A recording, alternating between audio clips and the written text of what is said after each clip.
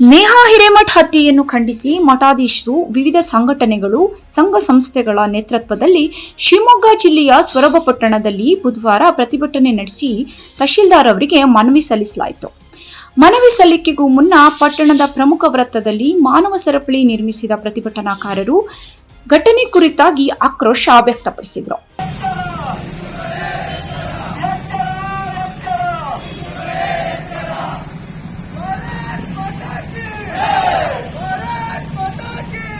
ಈ ವೇಳೆ ಜಲ್ಲಿ ಹಿರೇಮಠ್ ಸೊರಬ ಕಾನುಕೇರಿ ಮಠದ ಘನಬಸವ ಅಮರೇಶ್ವರ ಶಿವಾಚಾರ್ಯ ಸ್ವಾಮೀಜಿ ಹಾಗೂ ವೀರಶೈವ ಲಿಂಗಾಯತ ಸಂಘಟನಾ ವೇದಿಕೆ ಮಧ್ಯ ಕರ್ನಾಟಕ ಅಧ್ಯಕ್ಷ ಸಿಪಿ ಈರೀಶಗೌಡ ಮಾತನಾಡಿ, ಪ್ರಸ್ತುತ ಹೆಣ್ಣು ಮಕ್ಕಳಿಗೆ ರಕ್ಷಣೆ ಇಲ್ಲದಂತಹ ಪರಿಸ್ಥಿತಿ ನಿರ್ಮಾಣವಾಗಿದೆ.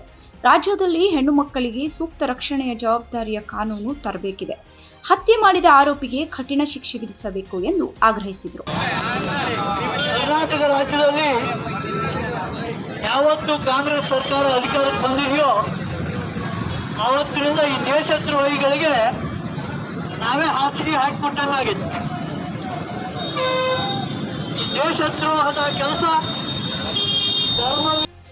ಈ ವೇಳೆ ಹಿಂದೂ ಜಾಗರಣಾ ವೇದಿಕೆಯ ಜಿಲ್ಲಾ ಸಂಚಾಲಕ ದೇವರಾಜ್, ಪ್ರಮುಖರಾದ ಸಿಪಿ ಈರೇಶಗೌಡ, ನಾಗರಾಜ ಗುತ್ತಿ, ಪಾಣಿ ರಾಜಪ್ಪ, ಸುಧಾಕರ್ ಭಾವೆ, ಪ್ರಸನ್ನ ಶೇಟ್, ಚಾನಕಪ್ಪ ಸೇರಿದಂತೆ ಹಲವರು ಪಾಲ್ಗೊಂಡಿದ್ದರು.